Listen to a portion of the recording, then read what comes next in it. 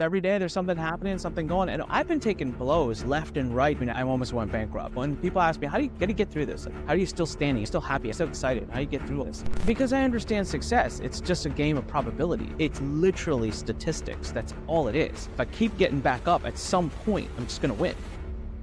The Content Capitalist Podcast. Hey guys, welcome to another episode of the Content Capitalist Podcast. Today, my guest is somebody who's done some really big moves in marketing, in promotion, especially online, and then gone to hell and come back to tell the tale and also tell us how to avoid a lot of those things. Anik Singal, welcome to the show. Hey, thanks for having me, man. And I would tell you, it's even worse. People ask me, where did I go? I say, I went where hell goes when hell has been bad.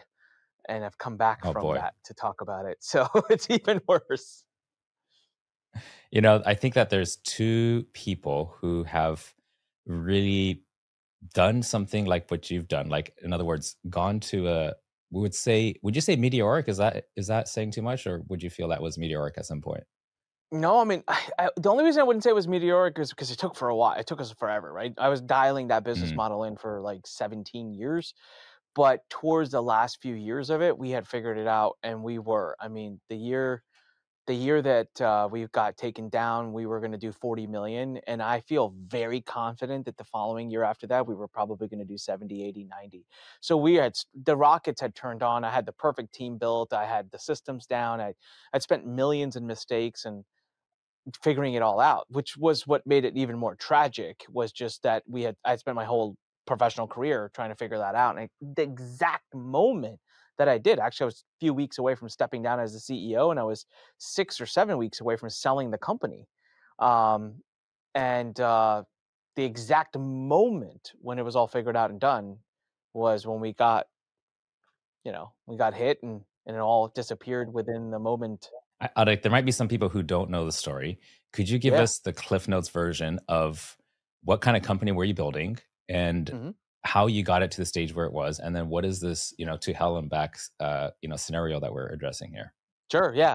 So I've been doing this stuff now at this point for 21 years. I started in college, and information marketing has always been my thing. I love it, especially in the internet marketing and teaching people how to build online businesses arena. I've been doing it teaching that since I was in college. It's been very good to me. I mean, I've literally, gosh, man, I've done everything you can imagine. I've literally made a movie. I've made a Bond spoof film that's officially listed on IMDb. I've traveled the world, spoken on stages for Tony Robbins, Grant Cardone, and some other really big names. I've been business partners with Robert Kiyosaki, Les Brown, Bob Proctor, Damon John from Shark Tank. I've lived in other countries. I'm 41 years old, and I genuinely feel like I've lived multiple lifetimes because of this whole business model. And I took that company, and it wasn't easy by any means. And I took a business that traditionally is meant to be a multi-million-dollar business. You become a brand authority on a particular topic. You can make 3, 4, 5, 6 million a year, and you net 50, 60%, make a couple million a year, and it's great. And at the age of 25, 30, when I was able to do that, I thought, this is boring as hell. What am I going to do this rest of my life? Let's go for the mountain. Let's conquer the next mountain. And so I wanted to build that information marketing business into this behemoth. And the way to do that was I built a publishing company. So I knew that I can only take myself so far, my brand, my face. I only know so many things, and I don't want to be filming ads all day and working and doing webinars all day. So here, I have really mastered the art of building the right funnels, the right copy. I've built the most amazing team. I know how to buy ads. I know how to sell things. Why don't we just take that, templatize it, and bring in other brands that teach other things, and we become a publishing company, a central house. And that sounds very simple and very easy to do, and was one of the hardest things I've ever done in my life. It is not that simple. It's not that easy. And it took me years upon years of millions in losses and lots invested to finally dial it in. We dialed it in maybe late 2020 and then early 2021. And since now it's time to start scaling it. And so 80+% of our revenue came from publishing other people, right? And their face and their likeness, but we own the content, license it. And so we took that and we just skyrocketed, man. So in 2021, we did like 30 million. 2022, we were scheduled to do, but check this out. And I'm open and ready to talk about this. 2020, we were super profitable at about 15, 16, 17 million. I can't remember. Don't quote me on it. 2021, we took off. We were like 30 million, not profitable, like marginally, barely. It's ridiculous, right? It's crazy. Sam Ovens talks about this too. Multiple people that have But it was because I was heavily investing in technology. I wanted to build a tech company, and that was millions a year. So in 2022 comes around, I decide, nope, going to turn this into a publishing company, what it is, going to get those profit margins up to 20-25%, going to grow the company to 40 million, and I'm going to sell this thing and then take those assets and go build a tech company. I'm going to not do two at the same time while ruining both the. Anyway, so beautiful plans. It was all great. April, my wife delivers our first baby, so it's like even better. I'm like, I come home from that. I'm like, I'm done. I want to retire for a year. I want to be with the baby. And the company's almost sold. We're through due diligence. And that one horrible day, it was like May 21st of 2022 or 22nd. It was Friday. I'm 3 days back from paternity leave. And I get a FedEx package from the FTC. Now, one moment changed my life. And I find out that I'm under investigation by the FTC for deceptive advertising. And that very moment, and by the way, I was on the phone at the time that it came. I was on the phone with the HR attorney, planning to announce, because my birthday was coming in 3 weeks. I was planning to announce on my birthday that my right hand was now going to be promoted to CEO, and I was stepping down, and that he would shepherd the company through the sale, and then he would go on to continue being CEO post the sale.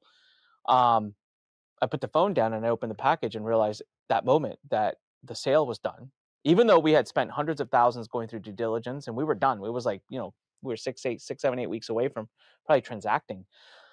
And so I knew that was done, gone. So lose deck of millions right there. And that very moment, I also called my attorney. I have a compliance attorney I'd worked with. And when you hear why I was shocked by this, is because I had been actively preparing for something, not preparing for it, but actively cautioning against it for 15 years. I had a compliance attorney. I had a lot of rules in the company, and I had a great customer support team. I'd never once been sued by any customer, any employee, contractor, nobody. We had an A rating at the BBB. We did 20,000 transactions a year. We had 20 BBB complaints a year. That's like huge. And they were all resolved. We had we had a customer base that loved us. Average support response time of 36 minutes, days, nights, weekends, holidays. So I built a machine to not create complaints, because my understanding was the FTC comes for you if you get a lot of complaints.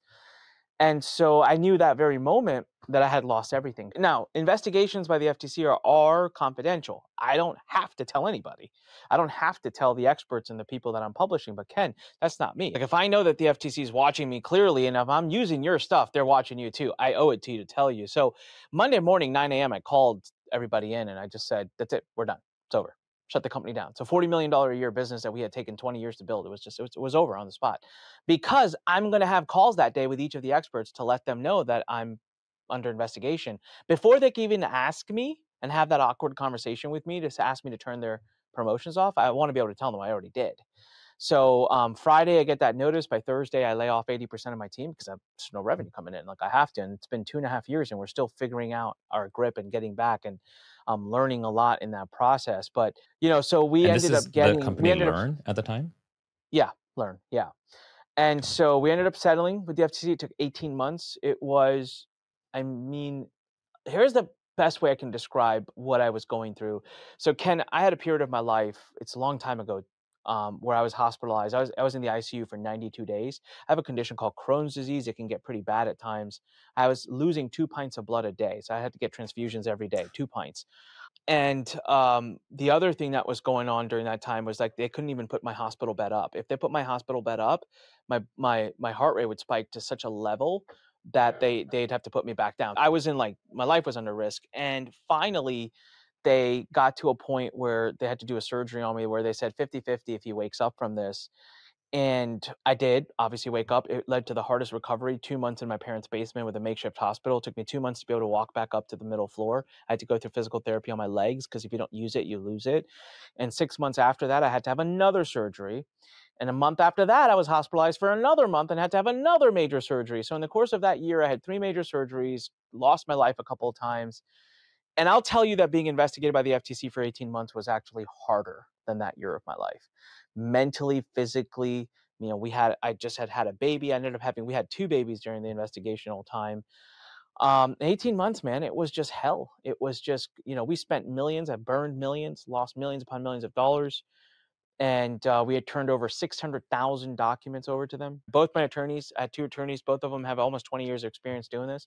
Both of them said in their entire career, this was by far, like 10x 10x the closest second discovery that they've seen. It was just we had so much stuff.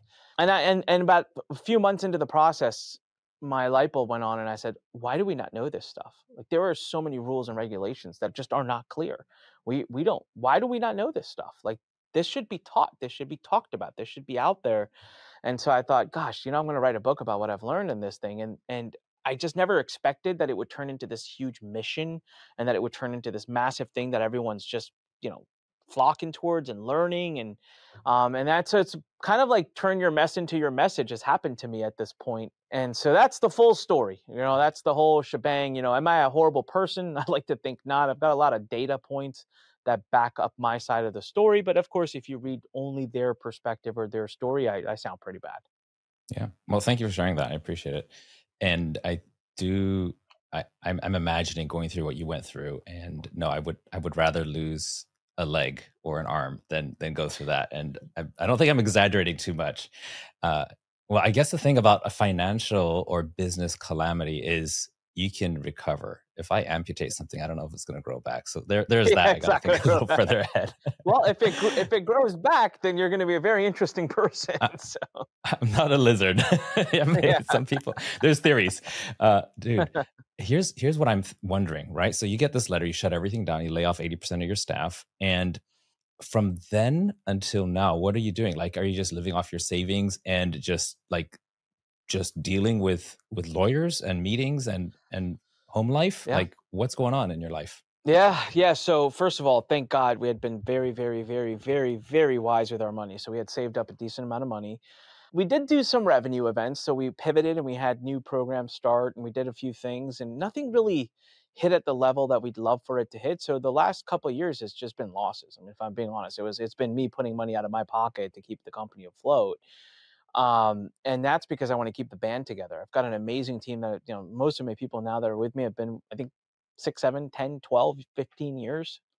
We can talk with our eyes. Like, I can be at an event and just look at them and they know what I want done. Like, that can't be easily let go of. So, I've done a lot of different things, but when I remember one thing, I was already kind of burned out on the marketing space. I was selling the company. I mean, I'd done it for 20 years. So at this point, to find myself back in it from the ground up, it was like, I really want to do this. But at the same time, my whole compliance training business, like, it wasn't ready. I mean, this book alone took 6 months to write, if not more. The software took 1.5 years to create. And between you and I'm not really so sure at the time when I was thinking about it, like, who the heck cares about this? It's such a boring topic. Like, who wants to learn about FTC compliance? It's going to be a fail. Except for when I finally got out in the market and started talking about it. And it's like the droves of people that came and like my best cost per book sale, my best I'm like, I haven't seen anything so great. Maybe, blessing was a curse. Sorry, curse was a blessing. But yeah, it was just, I don't know, man. I don't know what I was doing. We were just hustling, and if I could go back and talk to myself 2.5 years ago, I would actually give myself advice to do it differently.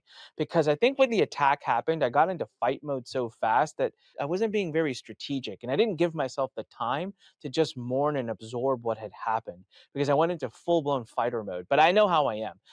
That's how I deal. Mourn and absorb what happened. Like you're talking as if it was a done deal as soon as you got the letter. Is that how you felt?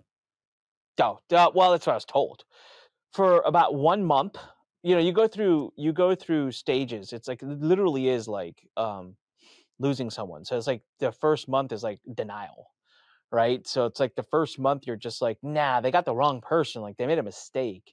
Like, this is gonna just go away.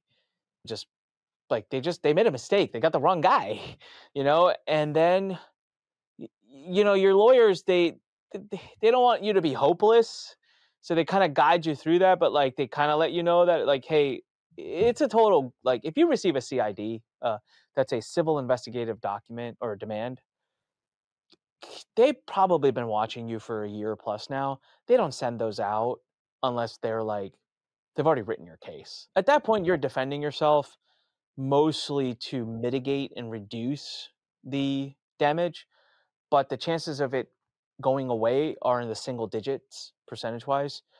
And so I began to accept that over the month or two, but part of me knew the minute I got it that this was very serious, right? I had to shut everything down. And I understood the seriousness of it. But I think as entrepreneurs, right, we are so innately afraid of going through a lull or a period of silence because we feel it will be forgotten. We feel like the life will move on without us. And the truth is, it just isn't the case. Had I could have even taken a few months off to just absorb everything, right? Because I've got this new baby at home that I'm trying to be a part of. I've got like my in-laws were living with us. I've got this business and I've got my employees and I've got customers and I've got PR and control. Like I've just like, and I'm not telling my parents. I told myself I wasn't going to tell my parents until the settlement was done because I didn't want them to worry. I didn't want them to go through that journey of 18 months worrying with me. And so I just had a lot on me. But yeah, your question originally was, what was my day like? I don't know. It was just like a whirlwind. It was constantly pivot, pivot, pivot, pivot, new project, this, that, this, that. And it didn't need to be that. Like, I think it could have been slower and a little bit more strategic, and perhaps the whole situation would have been different. But we had good days. Like we would have really good months where things would start to show some momentum, and it would be like, here we go, and then it would just collapse, right? And it was like the economy tanked. Our industry took a hit. I've lost millions in other investments because of the interest rates and all. So there's real estate that I had done. So I've been taking blows left and right the last 2.5 years in every way you can imagine. I mean, basically in many ways restarting. So even things that I thought I had set away nest eggs, right, that were like safe investments in that, they're gone. So it's just been like kind of like, especially this week, if I'm being honest with you, Ken, like we were just laughing because I did a podcast before this one where I was interviewing a guest, and we did a killer episode for 40 minutes, and just Riverside didn't record it. And then yesterday we had a Facebook ads account go down for no reason. Right? Yeah, it was killing it. I was like at the best of the best with it, and it was just killing it. And then a day before that, we had something else go down, and it's like this been one of those weeks. But I got to tell you, it's been like that for the last 2 years. So it's every day there's something happening, something going. And all I know is this. All I know, and people ask me, how do you get through this? Like, how are you still standing? How are you still happy? How are you still excited? How do you get through all of this? Because I understand success. It's just a game of probability. It's literally statistics. That's all it is. If I keep getting back up, at some point, I'm just going to win, right? And so, like, it's been tougher this time than the past times I've had to get up. But I also had a 5,000-pound gorilla whack me across the face pretty hard. So, I'm a little dizzy from that. But yeah, it's been, I've been a really, really, really intentional about being a great father and a great husband. As a matter of fact, today is one of the few days that I will be leaving this late from the office. I always leave by 5 o'clock, so that I can be home to be there with the kids. But, got my parents came home today, so my wife has support. But mornings, first 2 hours, kids. Home by 5, last few hours, kids. And the kids have made me so efficient. Like I've made my day is so much better now because I get things done during the day. But yeah, I'm very proud to say, if someone asked me this on a different podcast, they say, what are you most proud of the last few years as you've journeyed through this? And the first thing that came to my mind was that even through all of this and the hell that I've experienced, I can confidently, very confidently say, I've been an amazing father and a great husband. I won't say I've been an amazing husband, but I've been a good to great husband, but I've been an amazing father. I don't think the kids would even know that there's something that's happened. And that was very intentional. It was very priority for me. I was like, I'm not letting this become the downfall of my family. Not a chance. Well, thanks for sharing that. I want to jump into talking about the actual compliance part and stuff that content creators, advertisers can use. But before I do, I want to mention something. You know how you said success is just a matter of, it's a numbers game, how many times you get back up. And I remember, there's this YouTube channel, Dude Perfect. You've probably seen these guys, right? I've seen them around. Yeah, I've not really shots, watched them right? much. Yeah. But, what they do looks amazing. But then they actually had an expert come in there and interview them and try to figure out, like, how do you do these trick shots? And they said it's a numbers game. But the thing is that every time you do, like, a full court, basketball shot, on the first time you're going to try to get that swish, it might take you 500 attempts, right? But the second one will come in roughly half that time, 250. Third one will come at 175. So it is the repetition, but then your success rate ratio starts going up because you've done it that many times. So there's that as well. And I see that your success rate, because you've been doing it longer, you're going to have a higher ratio of hits simply because you're like, oh, I've gotten to this stage before. And that I think is also a huge key in actually hitting more home runs. And so, Ken, that's the interesting thing, right? That's not been the case over the last couple of years. So that was what was interesting was my ratio of wins to losses was lopsided. Well, And so it's would been you one of say those though like, that you're like hitting like more challenging or bigger, goals? Like, definitely. Oh, is the difficulty 100%. level higher though? Oh God, Well, hell, then heck we've yes. just gone Yeah. to the next level, is what you've done. Yeah, that's true, right? Because my burn rate and what I'm trying to attain and break even point is just like is probably higher than most people's like aspirational goals in their company altogether, right? So There you go. that's a good point. But I will share one thing that's interesting. So my company, when we were doing about 3 to 4 million a year, this is years ago, I almost went bankrupt. So this was like 2008, 2009 when the collapse happened, and by 2010 it really hurt our industry. And I went down and out big time. I was down and out for about 18 months, and we came back. And when I came back, I took the company straight to like 8, 9 million. And then around 8, 9 million, we had another issue where the company went and we almost went out of business. This was in 2018. And we came raging back and got almost as high as 40 million. And so at 40 million, we had another issue now with the FTC, and we've gone down again. And funny enough, I do think about this and I do say this. I say, you know, I wonder where we're about to go now. Like next goal is like that 100 million. Like, am I going to springboard right to that? All right. I got two questions. Number one, why didn't your compliance attorneys before spot any of this stuff? Great question. You know, attorneys are very so if you think about the concept of push versus pull, they're not proactively on you unless you're paying a ton of retainers or whatever, which we weren't. So it was more like we had to reach out and say, can you review? If I had to have a complaint, one of my biggest complaints that I would have is that they give very, very safe, weird, vague advice. And it's so vague that at times you just end up not taking it because you're like, whatever. It just doesn't make sense. It doesn't sound important almost, right? Versus the attorney that I work with Is now, who this I to keep partnered with to write this themselves out book. of liability for their advice? Is Yes. that what they're trained to do, right? Exactly. Yes, 1000%. It's to keep themselves out of liability. Exactly. It's you're getting lawyered, and it's not something I really love. And the attorney I work with now, Greg Christiansen, I mean, this is all he's done for 20 years. Literally, it's all he's done, and he is not that. I mean, he will look you dead in the eyes and be like, you cannot say that, say it this way. And I love that about him. But I didn't find him until a few months into my case. So, he didn't get a chance to help. But I'm very confident if he was my attorney for the last 10 years, I'm very confident this would not have happened. So part of it is on me and as on the client to not proactively reach out and get absolutely everything minutely reviewed. Part of it is on the attorneys not giving great feedback and understandable feedback. Another part of it is just to be very frank, you are at risk of what the attorney doesn't know. And that kind of sounds horrible, but truly it is. So Greg Christiansen, he is a compliance attorney. 20 years he's been up against state AGs and FTC. He has been in so many meetings and so many rooms that he knows what's behind the scenes. So there are rules that are not written. This sounds horrible to say, but it's true. There are things that are not written that you can't do, that are discussed behind closed doors. But Greg has been behind those closed doors and taken note of it and remembered it.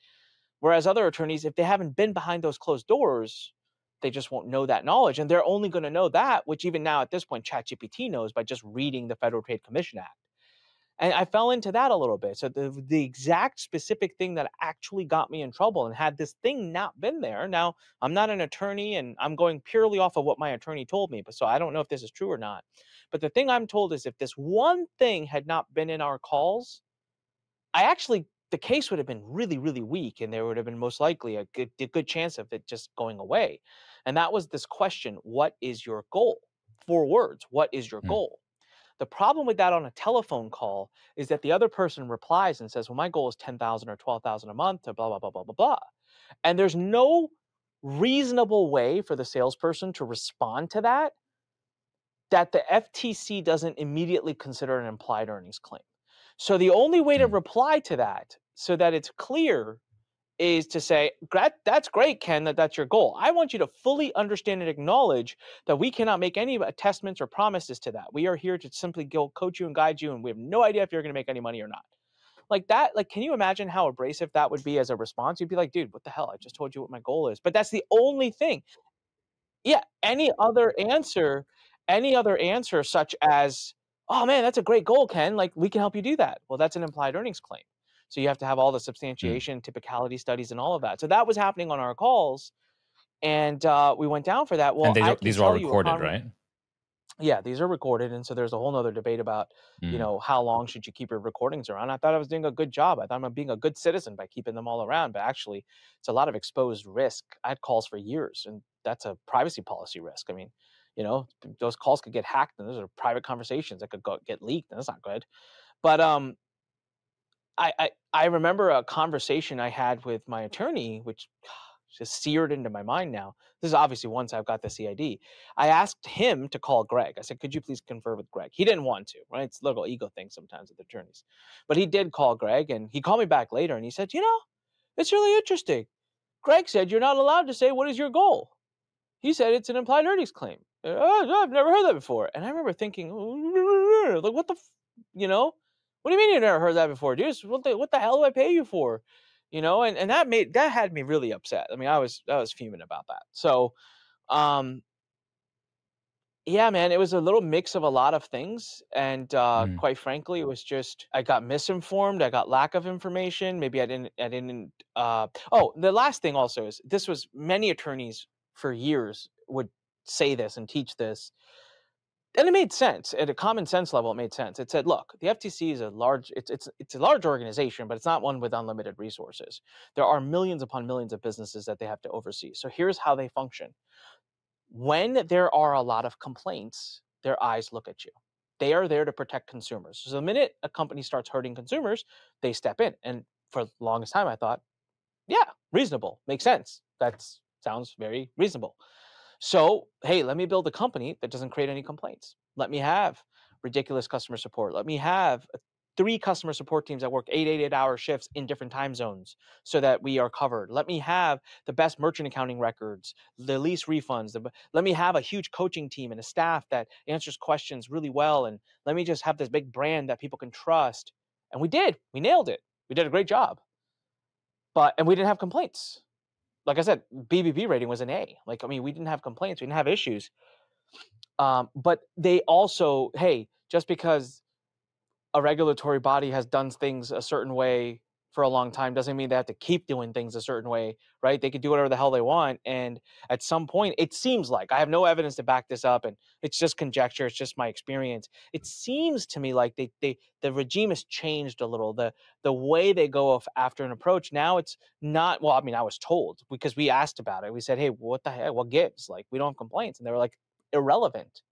We're like, what do you mean irrelevant? They're like, irrelevant. Complaints or no complaints. The rules are the rules. You're breaking the rules. And so I was like, we're gonna play like that. Like, wow, okay. Didn't know that, right? So, but now you can tell that they're more about the rules, and if you break them, you break them. Mm. Whether you are getting complaints or not, they say is irrelevant. Would you say that their investigation could have been triggered by a certain revenue, revenue number, or was there No, I thought no that idea too, why they but singled you out? nope, they won't tell you. We tried asking many times, just even when the case was closed, even when it was like done and settled. I'm like, can you just give me closure? Like, no, they won't tell you. I could tell you that they had watched my webinars. They had pulled sentences from 4.5 hour webinars. I don't think it was complaint driven, because typically people complain to you as a company first before they go, and we never let a complaint go unheard and unsolved. I don't think it was that.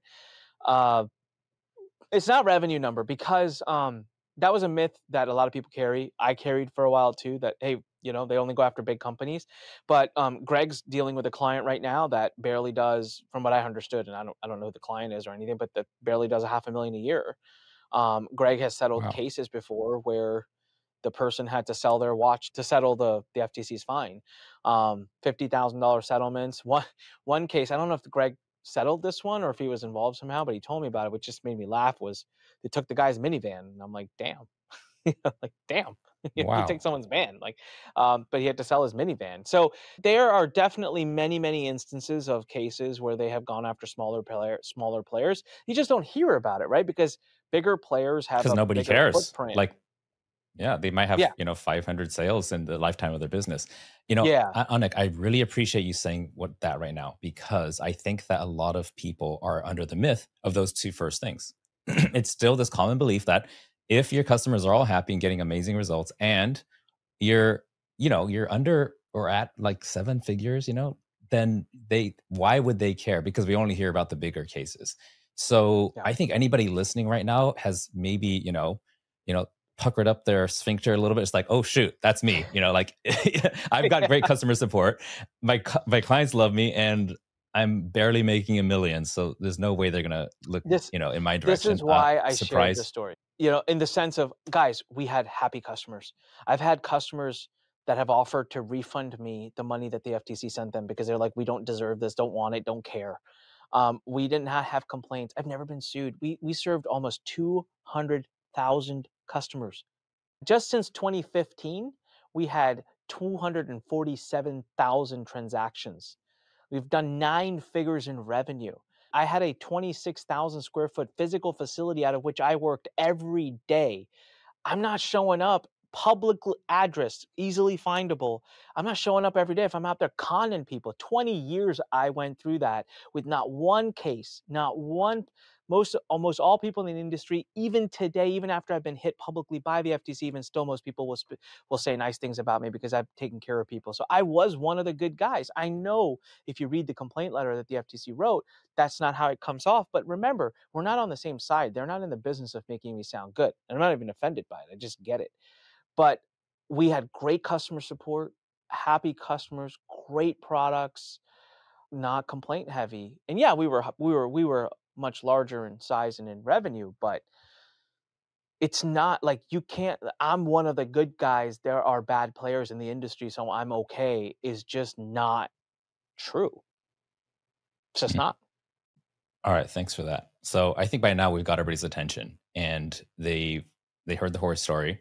They realized that they're just as much a target as, the $100 million guru. L- what are some of the biggest misconceptions? And I'm sure, like, as you scroll through Facebook, Instagram, you're seeing ads or even organic stuff. People are making the mistakes, and it makes you cringe. Give me the top two Yeah. or three that you're seeing are still happening So today. I'll just tell you the top one. This is the one. This is the welcome mat outside the door of your business for the regulators. And by the way, it's not just the FTC. So we have to understand something. There are 50 states in the United States. There are 50 state AGs. Europe is coming up quick now. Europe EU has its own regulatory bodies, and they are swinging fast. But in the states, there are 50 states, and so each state AG can bring a case against you. A consumer can bring a case against you. A lawyer can bring a class action against you. So this is something that Greg always says, and it's left a mark in my head. Like, it's a funny example, but he says, hey, Ken, who would you rather have slap you across the face, rip your arm off, and beat you to death with it? A 5,000-pound gorilla, a 3,000-pound gorilla, a 1,000-pound gorilla, or a 500-pound gorilla? And it's like, how about neither? Because they all sound painful as hell. And that's his point. He's like, it doesn't do. So the FTC is the 5,000-pound, the state is the 3,000-pound, but they still hurt just as much. And so the FTC has come out very clearly. I mean, they are pounding on this since 2021. There is no reason for people not to heed this advice because they are making it so distinctly clear. The welcome mat on your company is misuse or misuse of testimonials according to their rules. Okay, here's what a marketer says. All right, Ken, you're in my Facebook group. You made a nice post about me and said, I took Anik's training and I made $100,000 in sales the next month. I love Anik. Anik is great. I know you, Ken. I know you to be an honest and truthful person, and you made a post in my public Facebook group. I get super pumped and excited. I'm so energized by it. I take a screenshot of it. It's a truthful post. I don't mean any ill will or any bad intentions. I take a screenshot of it, and you made it in a public arena, so I'm assuming you don't mind, and then I just shove it in my webinar, or shove it in my page, shove it in my VSL. Most marketers, most businesses do this. And little did they know that testimonial is completely illegal in every level. Okay, number one, I don't have a signed affidavit from you. I don't have a signed release. Number two, I don't have substantiation. Just because Ken said he made $100,000 based off of my help, I need him to prove it. I need to see screenshots. I need to see bank accounts. I need to see proof. I need a signed affidavit from Ken saying he's not lying. Yeah, that's crazy. People go, well, why do I need to prove what Ken said? Well, as long as Ken said it in your group and you didn't use it, that's Ken's problem. But the minute you took a screenshot of it and put it in your marketing, it's your claim now. You can't be saying that without having validated first that he did it. I don't know anyone that actually does that. Number three, this is the one that kills results-based testimonials. And that is, that has to be the typical result of a typical customer. I can't cherry pick. If I have 1,000 customers, out of which 10 of them have had raging success, let's say 20 have had raging success, multi 7 figures in success, but I have 980 other customers who've either done nothing, not even experienced it, maybe made nothing, or made, a few $100, a few $1,000.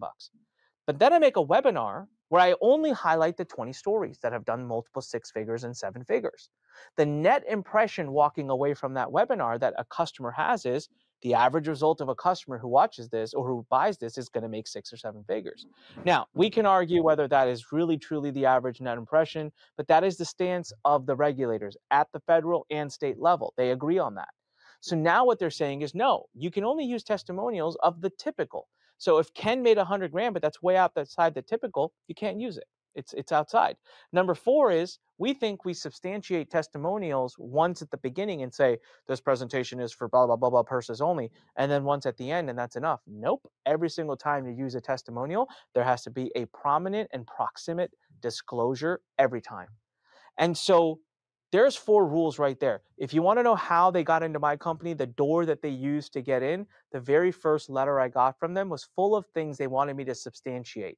So the second thing, okay, so there's testimonials, which they wanted me to substantiate, but the second thing that they will use to come in the door, because it's just too easy, are claims. So I just said earlier to you that since 2015, I've sold 247,000 courses. That's a very specific number. Why do I know that? Because I had to turn over the documents. I had to prove things, right? But I have proof of that. I have physical evidence of the fact that I've done that. Okay, during my case, they brought up a statement I was used to make in prior presentations that I was top 3 entrepreneurs under 25 as rated by Businessweek.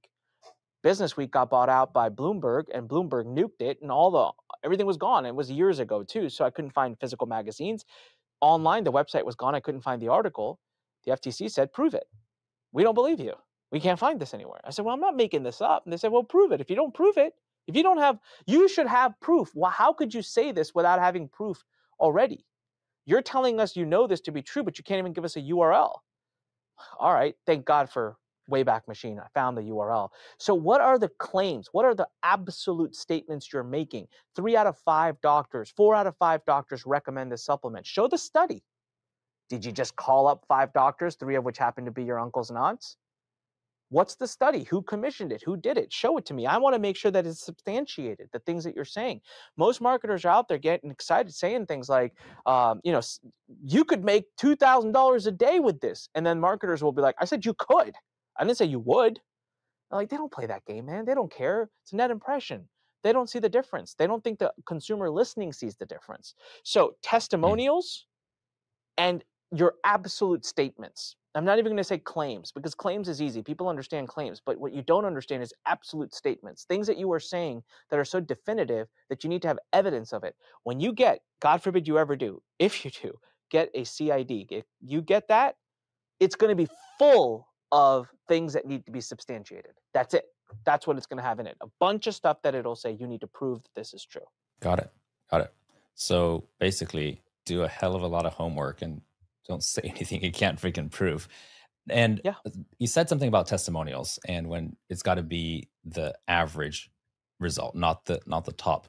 So in this case, would it be fair to show numbers as an average result instead of testimonials? Like the average customer will have X results, and you have some proof of that. Yeah, so you have to have solid proof of that, and you have to define what an average customer is. So Body.com is great about this. They have a program called P90X, and so they've actually established typicality, which is not easy to do, right? It's a tough thing to do. You have to change the whole process of delivering the course. You have to like really build it into how you deliver your program. But they're very good. So they say, hey, for the average customer who finishes our P90X program physically and nutritionally, so they define who the average customer is first, which is good to do. It's actually, that part's in favor of the business, right? So all the people are like, well, 90% of my customers don't even go through my course. Well, first of all, that sucks, and that's a problem in the eyes of the FTC. They'll hold you accountable to that. But you can exclude them from your typicality study, because you can just simply say, for the average customer who completed all 10 modules of by the qualifier, right? The average result was XYZ. And so at that point, you can use results-based testimonials, but I'll caution everybody, because I haven't done this, and I will tell you, man, my conversions are rocking without the results-based testimonials. And I'm using character and experience-based testimonials, and they're killing it. I'm just doing social proof. Like my book sales pages and my low-ticket product sales pages just have pictures of my customers with their thumbs up or with a peace sign or something really, or they're 5 because I'm selling a product for $5 and I asked them all to send me selfies. All that does is it creates this overwhelming social proof, so that the customer or the lead who's sitting on the site goes, oh, okay, there's a lot of people that are very happy with this. Like, I feel comfortable. So you don't have to overwhelm and overload people with all these results-based testimonials. What that innately does for you, Ken, what I have found with compliant marketing, because the other myth, by the way, if we're going to talk about myths, is a lot of people make the automatic assumption that compliant marketing doesn't convert. I did too for the longest time. I literally used to joke that I think it's time for me to retire from marketing and go launch a Subway chain, because I don't know how I can sell anything if I can't say anything. And the truth of it is, it's not true at all. Compliant marketing actually converts really well. I actually, today, if you took away the FTC's hand over my head and just said, Anik, it's all erased, it's all done, you can go back and start doing marketing the old way you were, I would look at you, Ken, and say, no, thank you. I love what I'm doing now, because I use a simple example: up market, down market. When you use a lot of hypey marketing with all the results and everything, you are driving customers that are down market. You are driving customers that don't have as much knowledge, that are not as capable, that are more vulnerable, and that are more gullible and more desperate. And those are the very customers that A, complain, B, get hurt, and C, don't stick around and they don't buy more stuff, and D, don't get results because they don't actually do anything with it.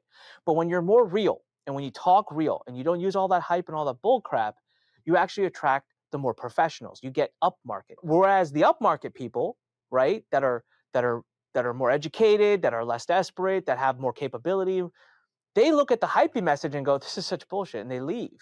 But when you're genuine, you turn away the down market and attract the up market, who has much lower churn rate, a higher LTV, they're much better to your team, non-existent refund rate, and they're not a vulnerable section of the population. So they don't complain and they don't draw as many as many regulatory eyes. So I don't know how I got on that little bit of a rant, but compliant marketing works. And you just I want to caution everybody from making the assumption that they have to use results-based testimonials. All right, let's give me some examples here. Let's say there's somebody who's got a coach and course and coaching program, like implementation, right? And let's say that it's going to be about something you're familiar with, building an ads-based funnel. So how do you turn this around and make it character-based if they're not a well-known person, for example? Yeah, so a character-based testimonial such as Ken is one of the best coaches I've ever worked with. We got started right out from the beginning. I was able to get my funnel up and running quicker than I could have ever imagined. He delivered on everything he promised. He's incredibly accessible, and I'm going to be working with him for a long time. And I would suggest anyone else thinking about it, work with him immediately. You will thank me later. Instead of a testimonial that says, Ken help me build a funnel that made me $38,000. It's just, that just opens up a whole boatload of stuff.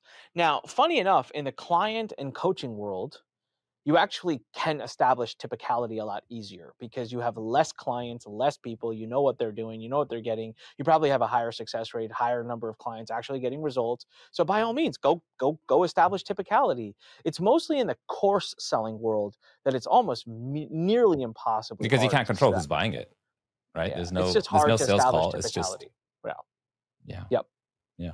And if I were to get a testimonial, like what you said, a character testimonial, would I still need like a signed affidavit, or is that only in effect if there is a You, number related to yes, good the question. You don't result? need an affidavit, but you need a signed permission. You still need some form of permission, right? So as a bare Would that be like minimum, a you need. digitally check mark or something? Would that be enough? Or Yeah, so it's I just had this conversation with the attorney, so I want everyone to remember one thing: I'm not an attorney, and I'm not giving any legal advice. It's just pure the experience way and you're just sharing. speaking, though, sounds like you know this pretty well and better than a lot of other Yeah, attorneys. I gotta tell you, Ken, I sometimes debate. I'm like, let's go to law school. Let's just go get that degree. It's 3 years Your though. parents I would don't be want to do proud. it. I mean, Indian parents, right? No, I think my parents are good, man. They know I'm not built All for all right. that. They gave up on the higher education with me a long time ago. It really just depends on the testimonial, but yes. So I wanted to use Video Ask. Video Ask is a visual I testimonial love that system. platform. Use it all Um, the time. I, yeah, it's great, right? And so in that you can build a little checkbox permission consent thingy. And it's not really a DocuSign or anything. It's just kind of a checkbox. I sent it to Greg, the attorney, and I said, "Can I do this? Will this count?" And he basically replied and said, "Yeah, this is okay as long as it's very prominent, it's very understood, and obviously they're going to the page to give a testimonial. Like this will be okay, but watch every testimonial, and if it gets any claimy in there, and if there's any kind of absolute statements or result statements, then then it's a very different process. We need a proper signed release."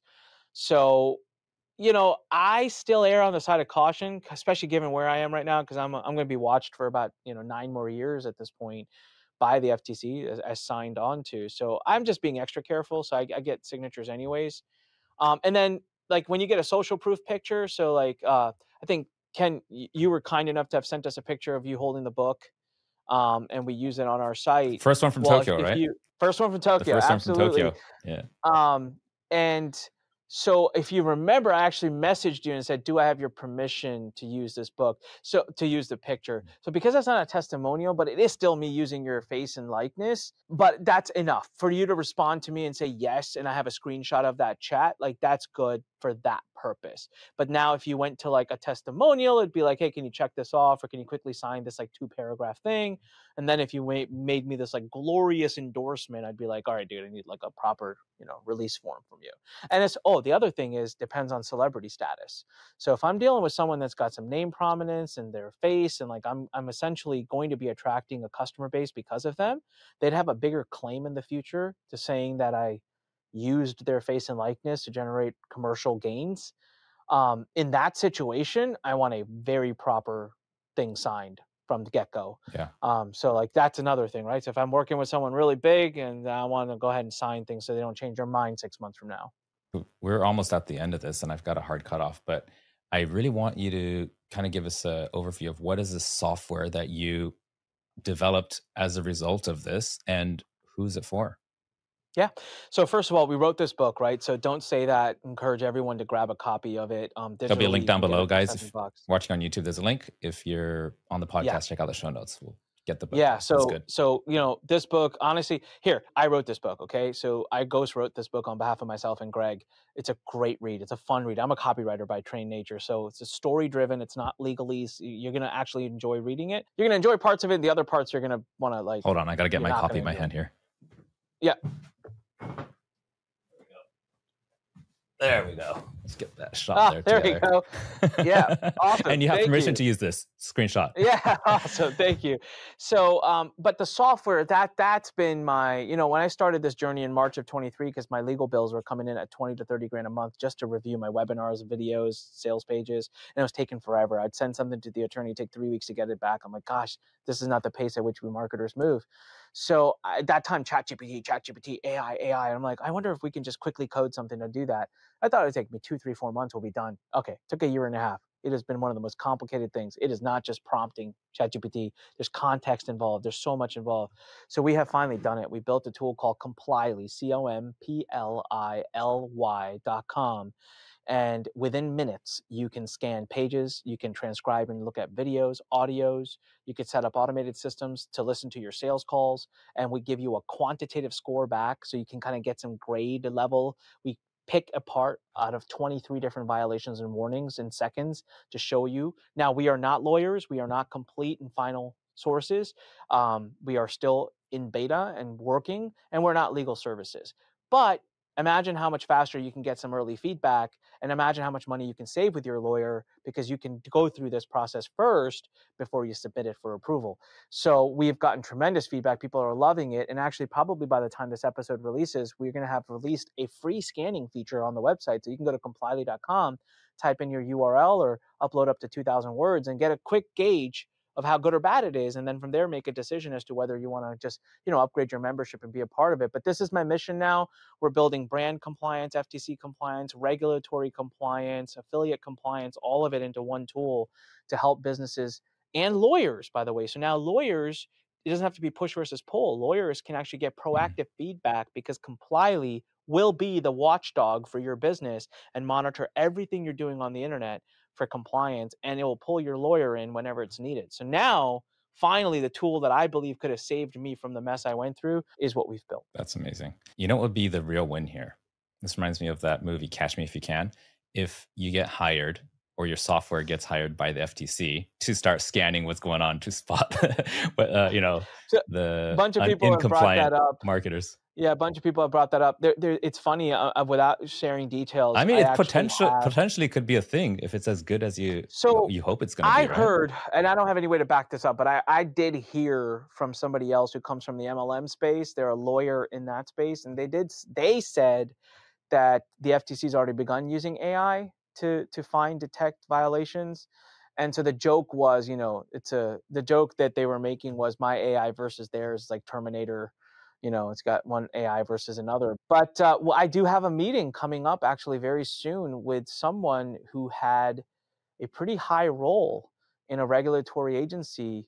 They're no longer. They were former at this role, and so we're actually talking about a board seat. So I mean, this project for me is my next 10 to 20 years of my life. Like we're trying to build something truly that covers a need that it doesn't exist. And a lot of people are taking notice right now, and a lot of people are getting behind it. So yeah, I mean, hey, it's just going to sound crazy, Ken, but I carry zero ill will towards the FTC after this whole thing is done. And they honestly have always just felt they were doing their job. And, and the lack of knowledge shared, it's not really their responsibility. It's ours. And I'm taking on that mantle. I would like to share what I learned. And now marketers won't be able to say, like, I didn't know. Well, you had a chance to know. You chose not to know. All right, Anik, thank you so much for your time. I appreciate it. I think we could go on for hours. I've got to let you go get back to your kids. Guys, if you didn't yet, grab the book. There's a link down below. Also, the software, we're going to drop the link down below so that people can check it out. Anik, I want to close this off. If you could ask a question to the listener who's a marketer so that they're going to be able to answer in such a way that they'll get a hint, like, am I compliant or is something off? What questions should they be asking themselves? Are you telling a single white lie in your marketing? Are you giving fake values? Is anything in your marketing stretching the truth? You know the answer to that. Guys, ask yourself that question. I'm going to do that myself. And I do think that there's some stuff I have to polish up. Not polish up, actually. Maybe just trim down is what I'm going to say. Yeah. Anik, thank you so much. I appreciate it. And everybody else, I'll see you next week. No hustle worship here, we're a different breed. Action is what we got if action is what you need. Content capitalists, we're breaking the mold. Cause the old ways stay new stories to the toe. So content capitalists, get to the prize.